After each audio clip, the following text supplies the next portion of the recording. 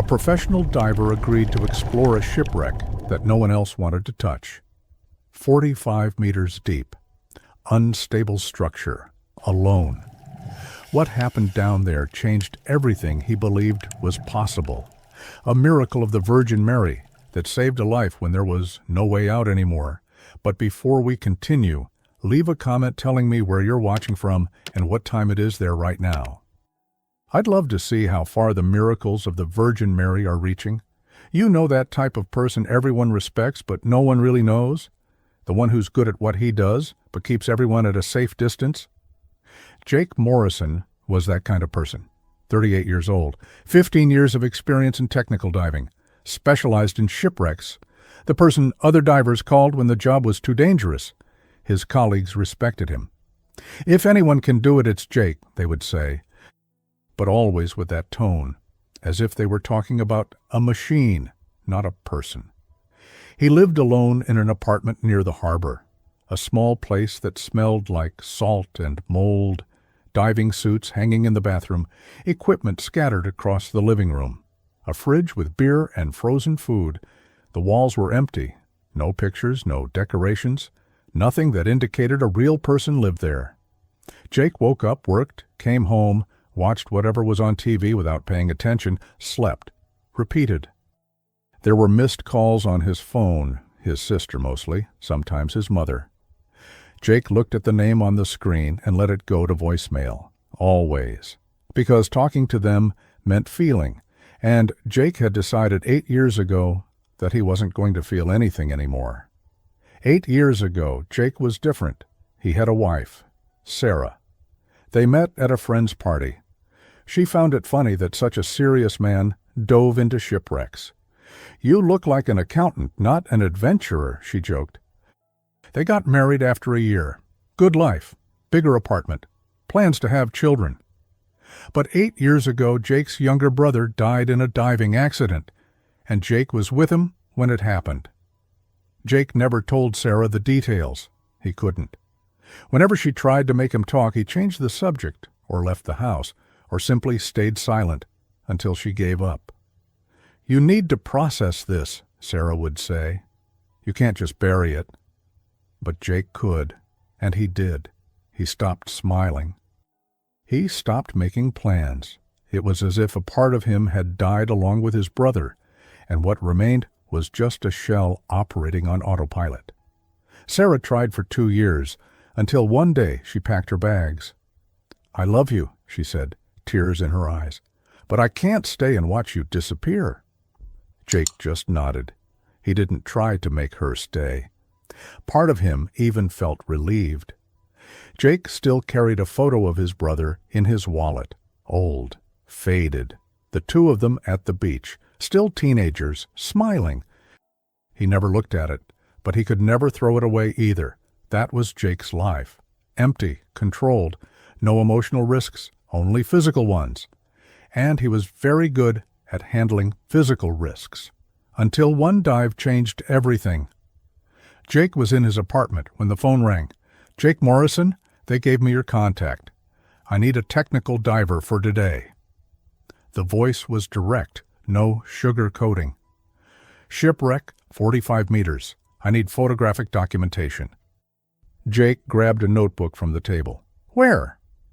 The man gave him the coordinates, about 30 kilometers off the coast of Miami. "I already called other divers," the man continued. "None accepted. That's why the payment is good." He mentioned a number, 3 times what Jake normally charged. "The team is on standby. I need the photos by tomorrow." Jake looked at the clock. 9:30. "Send me the pier address." Another dive. Another day where he didn't have to think about anything except depth and darkness. Jake arrived at the pier at 11.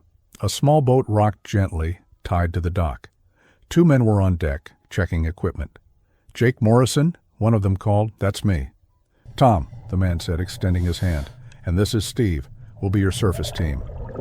Jake shook both their hands. Tom was about 50, sunburned face, the kind of man who had spent his whole life at sea. Steve was younger, maybe 30, but had the same experienced look. Jake started checking the equipment. Everything was working perfectly. Steve approached him with a tablet. "Shipwreck map. What we've managed to chart so far." Jake studied the screen. The ship had split in half when it sank, the bow on its side, partially buried in the sand, the stern upside down, leaning at an angle against a rocky formation. "I need photos, mainly of the stern," Steve explained. "Cargo area?" Jake nodded.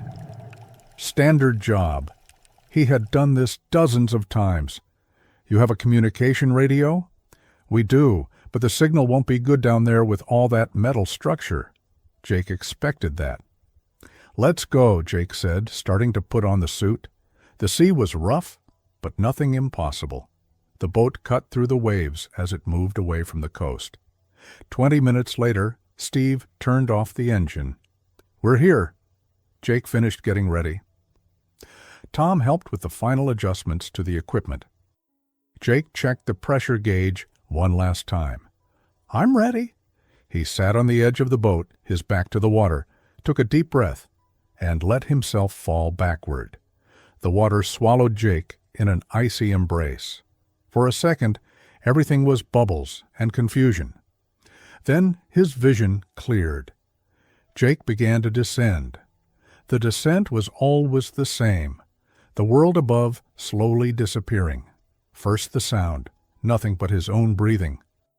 Then the light, the bright blue giving way to increasingly darker tones. Relaxing, almost meditative. Jake kept going down. He turned on the flashlight strapped to his wrist. The beam of light cut through the darkness like a knife. 40 meters. The pressure was enormous down here. Every breath required effort.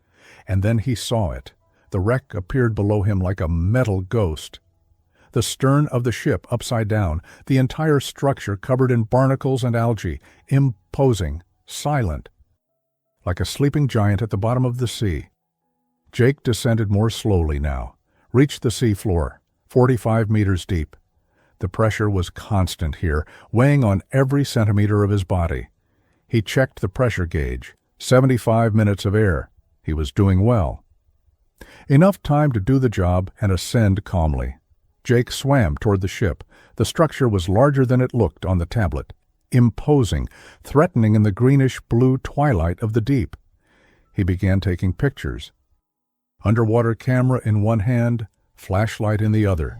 Different angles of the hull, close-ups of specific damage, wide shots of the structure. He needed to enter the ship to photograph the cargo area. Jake found a side opening, an old hatch now twisted by the impact of the sinking. He passed through the opening carefully. Inside it was even darker. His flashlight illuminated only a few meters ahead. The rest was absolute darkness. Jake swam slowly through what seemed to have been a corridor. Debris floating in the water, pieces of twisted metal, rotten wood, sediment everywhere, forming clouds when disturbed. He checked the gauge. 60 minutes of air. He was doing well. 20 more minutes of photos, and he could begin the calm ascent. He found the cargo compartment, large, empty now. The cargo had scattered when the ship overturned, but there was enough evidence for the pictures. Broken crates. Jake photographed everything methodically. That's when it happened. A bang. Loud enough for Jake to feel through the water. Vibrations running through his body. Metal. Creaking. Louder now. Much louder. Jake instinctively looked up. The ceiling beam of the compartment was bending.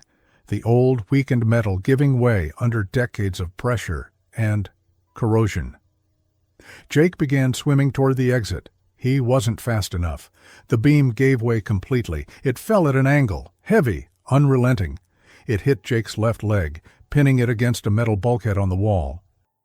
Pain exploded through his leg, impossible to ignore. Jake tried pulling his leg. It didn't move. The pain increased, sharp, cutting. He tried pushing the beam. He didn't move, not an inch. It was far too heavy, and Jake didn't have enough strength on his own. He stayed there, trapped, trying to process what had happened. He took a deep breath, forced himself to stay calm, checked the pressure gauge with hands that trembled slightly. 50 minutes of air. He tried the radio. "Tom, Steve, can anyone hear me?" Static. Only static. The ship's metal completely blocked the signal. Jake did the math in his head. The surface team wouldn't start worrying until 90 minutes had passed. He had said it would be a long dive. They would wait. Even if they worried, they didn't know exactly where inside the ship he was. 50 minutes of air wasn't enough. Jake tried to move the beam again, pushed with every bit of strength he had, muscles burning, lungs working faster, consuming more air. The beam didn't move. He tried to slide his leg out from under it. The pain was so intense that black dots appeared in his vision. He stopped. Calm. He needed to stay calm. 10 minutes passed like that, Jake trying different angles, looking for something to use as leverage, trying to ignore the throbbing pain in his leg. Nothing worked. He checked the gauge. 40 minutes of air. For the first time in 8 years, Jake felt real fear. Fear of dying like this, alone, trapped in the dark. Exactly how he had lived. Jake looked around the compartment. His flashlight lit up debris scattered everywhere, rusted metal, rotting wood, sediment floating in the water, creating ghost-like patterns in the light. That's when he saw it.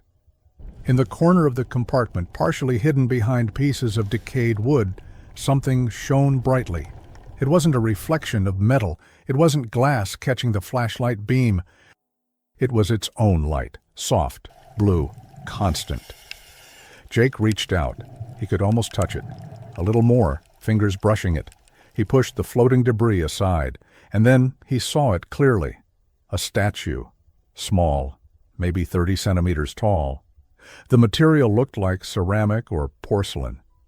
Jake picked it up carefully. Virgin Mary. A blue mantle that seemed to emit that impossible light. Hands extended forward, a serene face, delicately sculpted. The statue was incredibly well preserved. It made no sense. How long had it been underwater? Years, decades maybe. It should have been ruined, covered in barnacles, corroded by salt water, but it was intact, perfect, as if it had been placed there yesterday. Jake stared at the statue, and suddenly, without warning, memories came. His mother had a similar statue in the living room when he was a child. She prayed in front of it every night before bed. Jake used to tease her gently when he was a teenager. "Mom, do you really think that works?" And she would smile, that patient smile mothers have. "One day you'll understand." He never understood. Jake looked at the gauge. 30 minutes of air. He held the Virgin Mary statue against his chest. He didn't know why. Maybe because it was something to hold on to, something that wasn't just him, the darkness, the fear, and the throbbing pain in his leg. It was then that he heard the sound, metal against metal, coming from above. From outside the compartment, Jake opened his eyes, still holding the statue, the flashlight illuminating the ceiling. More noise. Something moving in the ship's structure, something big, heavy, sliding. And then something fell. Jake heard the impact before he saw it. A crash that made the water vibrate. That made sediment burst into dense clouds. Jake felt it. The pressure on his leg shifted.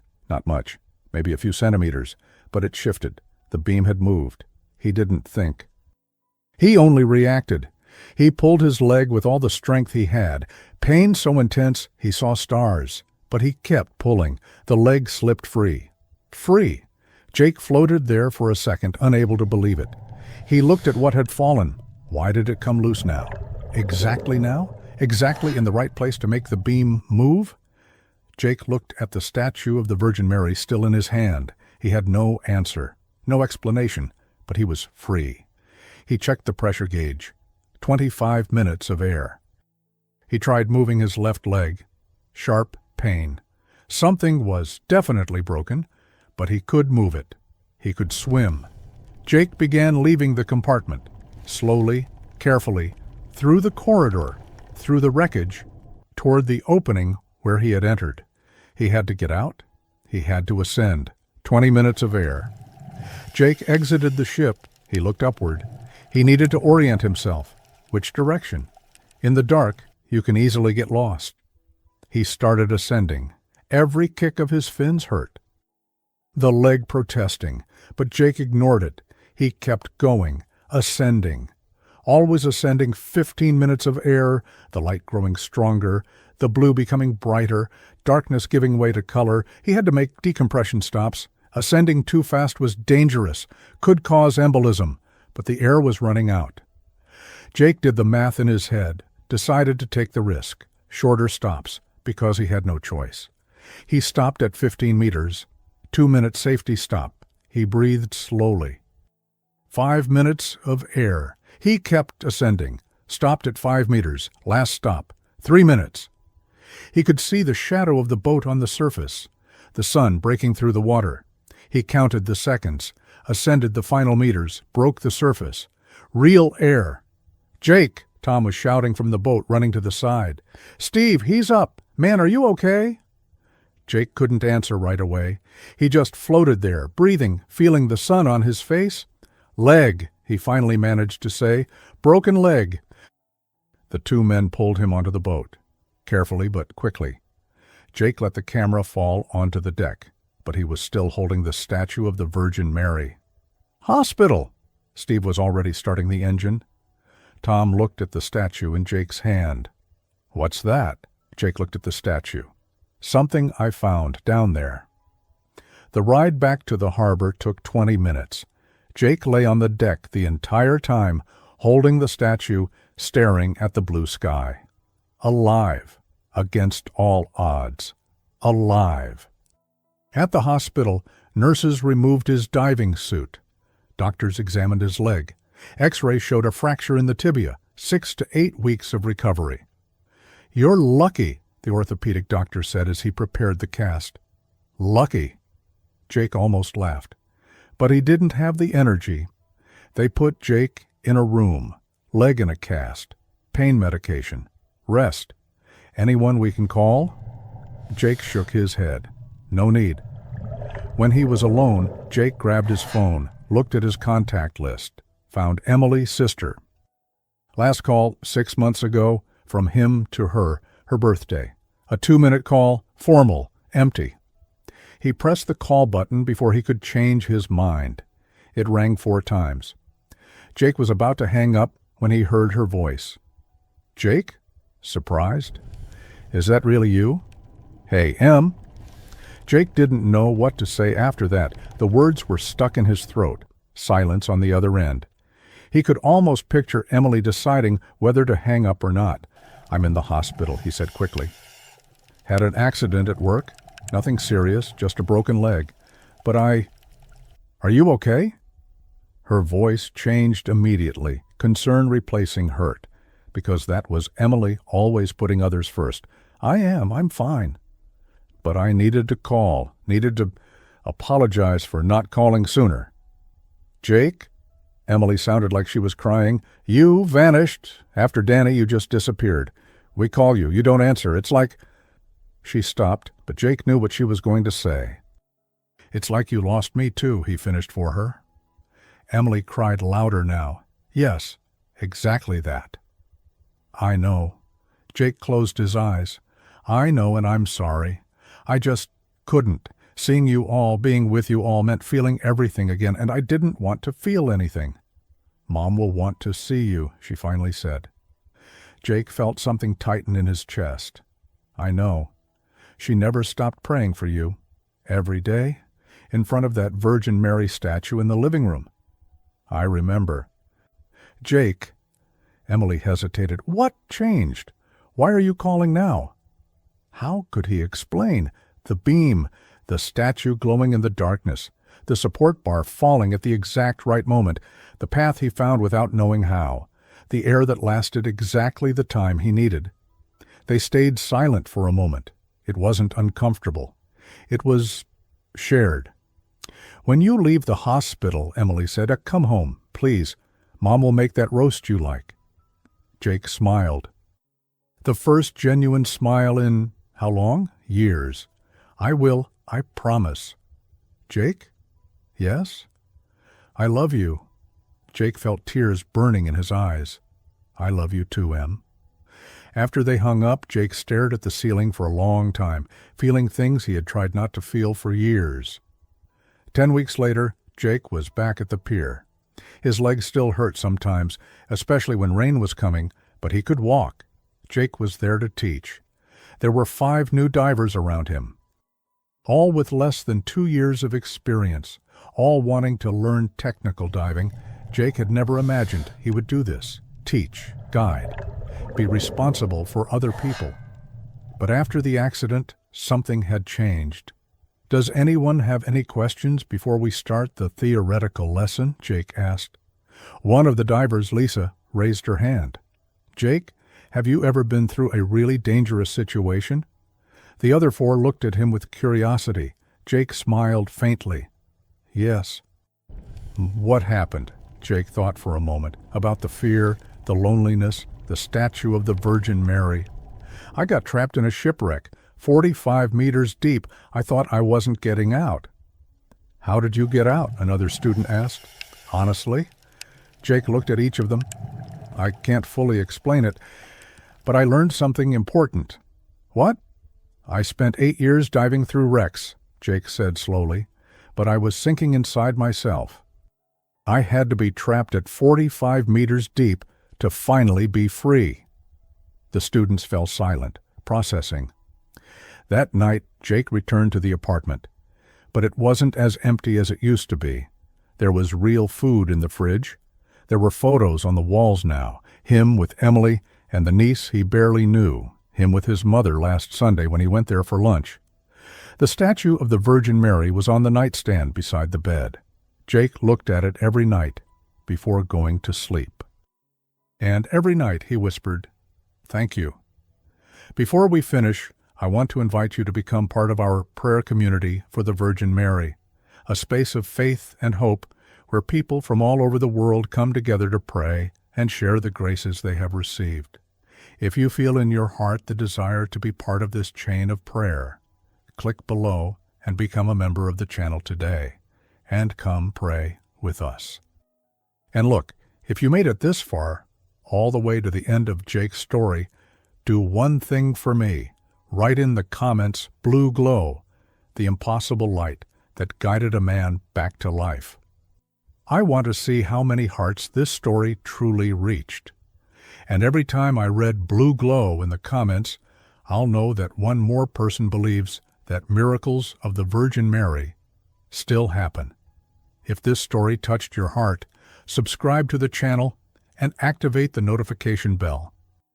Share this video with someone who needs to renew their hope today. May the Virgin Mary continue blessing and protecting you and your family. Amen.